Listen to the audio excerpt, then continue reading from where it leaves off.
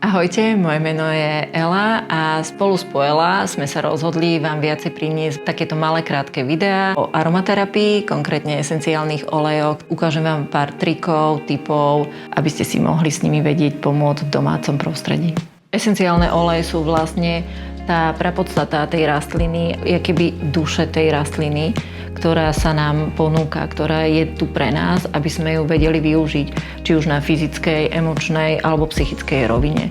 Len musíme vedieť, ako správne ich použiť. To znamená, ako ich riediť, určite ich nepiť vnútorne, kedy ich použiť, komu ich ponúknuť. Pre mňa je dôležité, keď si sama pre seba niečo miešam, povedať si zámer, prečo to robím. Či chcem proste vypnúť, či chcem podporiť, či potrebujem len také kvázi virtuálne teplé objatie, pretože mi býva zima v tomto období.